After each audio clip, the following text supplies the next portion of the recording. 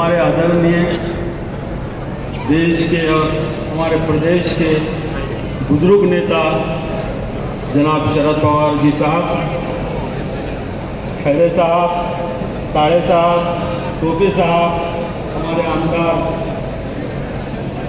राजपूत साहब, हमारे सारे कांग्रेस के और राष्ट्रवादी के सारे नेता,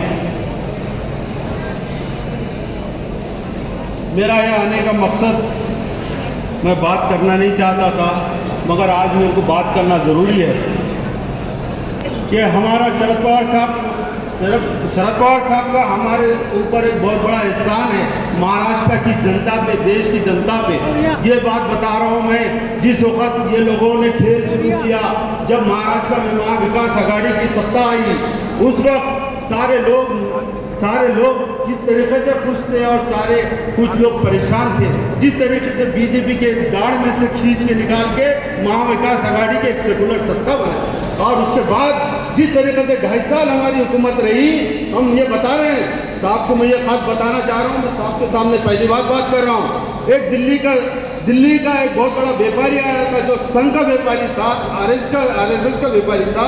मेरी उससे वाली जो मुलाकात हुई और उसने बोला भाई मैं संघ का हूँ, और बोले तुम्हारा महाराष्ट्र में तुम लोग खुशकिस्मत है, वो उसके मुंह से ये बोल रहा, और तुम लोग शरद पवार साहब की उम्र के लिए दुआ करना।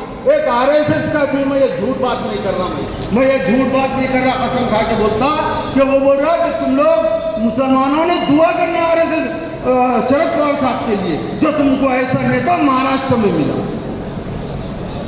और रही बात जो सारे इंडिया आघाड़ी जो बनी आज देश में, सारों को मालूम है हमारे शरद पवार साहब की मेहनत है जो आज आघाड़ी बनी, और आज जो बीजेपी के खिलाफ मुकाबला कर रही है, जो बीजेपी आज परेशान है, जो परेशान आज स्टेट में, आज हमारे साथ की हमारे जनता राजा की मेहनत है और उनकी कोशिशें हैं। इस उम्र में उन्होंने किस तरीके से एक भारत में सारे अपोजिशन को एक जगह लेके आया। अब मैं औरंगाबाद के ऊपर आता हूं मैं। औरंगाबाद में हमारे 20 साल से खैरे साहब थे, 20 साल में कभी इस हल्के के हादिल अजीज उम्मीदवार चंद्रकांत खैरे साहब, जालना लोकसभा के हल्कुल अजीज उम्मीदवार कल्याण काड़े साहब, हम सबके मराठवाड़ा के ज्येष्ठ नेता राजेश भैया टोपे साहब, उपस्थित सभी नेतागण, भाई और बहनों, सबसे पहले तो मैं आप तमाम लोगों का हिंदुस्तान आज़ाद होने के बाद से आज तक जितने इलेक्शन हुए, उसमें ये आखिरी इलेक्शन की आप सभा में उपस्थित है, इसके लिए आप सबका स्वागत है। आपको समझना चाहिए कि आज इस देश में जो शक्तियाँ हुकूमत कर रही हैं, ये इस देश की घटना को खत्म करना चाहते हैं, इस देश के सेक्युलरिज्म को खत्म करना चाहते हैं, इस देश की एकता को खत्म करना चाहते हैं। आज ये मुल्क को इस हाथ पर आगे खड़े कर दिया कि हमारा नौजवान बेकार, हमारे शेतकरी परेशान हाल, गरीब परेशान, पूरे हिंदुस्तान को इन्होंने गुर्बत में धकेल दिया और उस मुल्क को बर्बाद करने का काम किया। तो ऐसी शक्तियों को अगर इस इलेक्शन में हम नहीं हरा सके, तो ये समझ लो ये इलेक्शन हमारे लिए आखिरी इलेक्शन होगा। मैं पूरे हिंदुस्तान की बात कर रहा हूँ। आज जो टीवी मोबाइल में हम देख रहे हैं, पूरे हिंदुस्तान में एक ही नारा है, मोदी हटाओ। तो हम सब लोगों को आने वाले इलेक्शन के दिन एक आदमी को घर से बाहर निकलना है, और पूरे इंडिया में, पूरे हिंदुस्तान में इंडिया अलायंस के जो भी उम्मीदवार है, उनको पूरी ताकत से, तन मन धन से हमको मदद करना है, चुन करना है। उम्मीदवार हमको मिले या न मिले, तो उम्मीदवार के पास टाइम कम है। ये हम हर वोटर ने, हर शहरी ने इस जिम्मेदारी को समझना चाहिए कि आज इस देश की आज़ादी धोखे में, इस देश का सेक्युलरिज्म धोखे में, इस देश की एकता धोखे में है, और इसको कायम रखना है।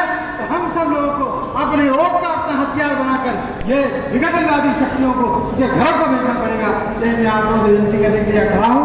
आप तमाम लोगों से एक बार और विनती करता हूँ कि इंडिया अलायंस के हर उम्मीदवार को आप मदद कीजिए, चुनकर लाइए एक शेर के साथ। तो आज के हालात तो बहुत सुटेबल है कि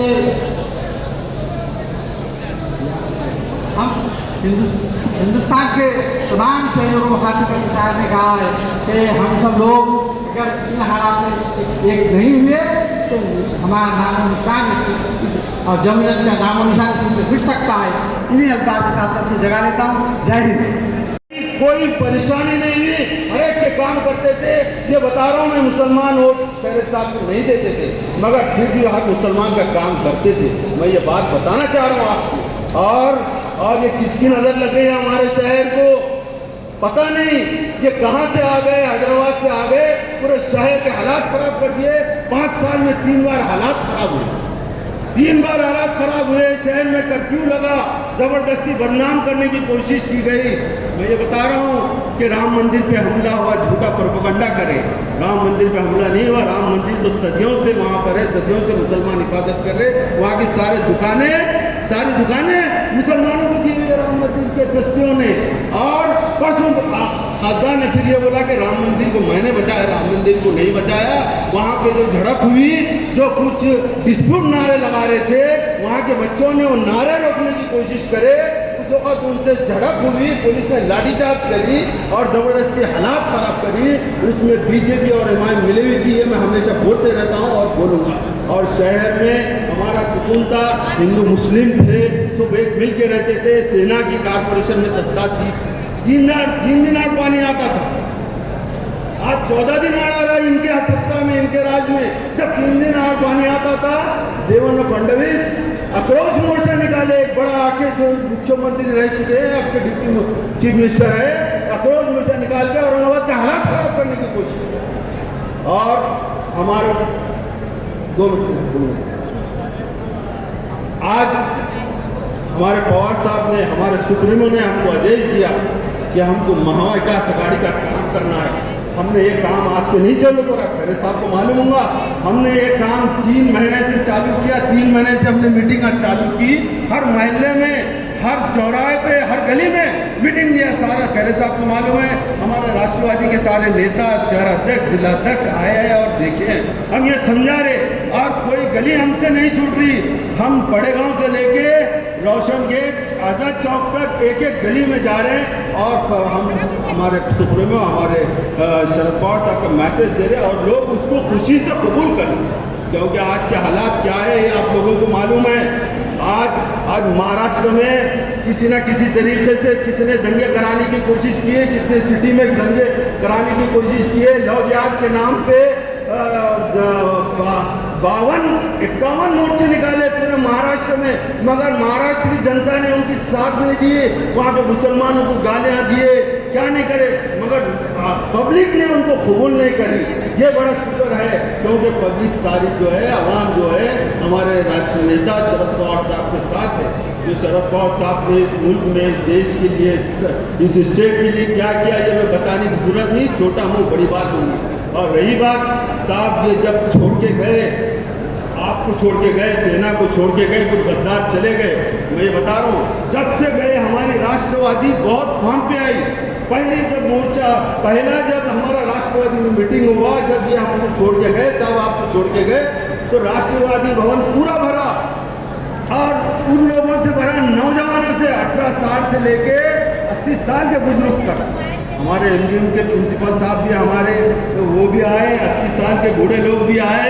और जोश एक नया है, जो पुराने थे, जिनको साहब ने आमदार बनाया, जिनको क्या क्या नहीं बनाया, बड़े बड़े कॉलेज डालिए, और आज उन्होंने गद्दारी करे। उनके वजह से हमारी राष्ट्रवादी में काम शहर में नहीं हो रहा था। ये शहर अध्यक्ष और हमारे जिला अध्यक्ष कांग्रेस साहब रात दिन काम करते, और हमारे टोपे साहब हमको डायरेक्शन देते, मगर हमको अड़चन क्या आती थी। मैंने कई बार टोपे साहब को कंप्लेन किया कि मतलब ये आमदार पार्टी को बढ़ाने नहीं दे रहे। बोला साहब मैंने टोपे साहब आपको, मगर ये कुछ सुनने तैयार नहीं थे। ये इन्होंने सीधा सुपारी ली थी। जब भी कारपोरेशन इलेक्शन आता, इन्होंने राष्ट्रवादी के खिलाफ कुछ लोगों को जमा करके अघाड़ी के बना देते थे और राष्ट्रवादी के खिलाफ कैंडिडेट खड़ा करते थे, और उसकी वजह से हमारे राष्ट्रवादी शहर में जो कमज़ोर पड़ी। मगर ये दोनों शहर अध्यक्ष खाजा भाई, हमारे कांग्रेस पाटिल साहब, ये रात दिन मेहनत कर रहे हैं सर। हम भी मेहनत कर रहे हैं, रात दिन एक कर रहे हैं। हमारे लोगों को भी समझ में आ रहा है कि क्या करना है, क्या नहीं करना है। बस मेरे को साहब का इशारा हो गया, रोक दो, मुझे बहुत बोलना था साहब, मुझे सब बातें बताना था पब्लिक को, मगर ठीक है अगली बार बोलूँगा मैं। मुझे बोलने का मौका दिया, जज़ाकल्लाह, शुक्रिया। जय हिंद, जय मां।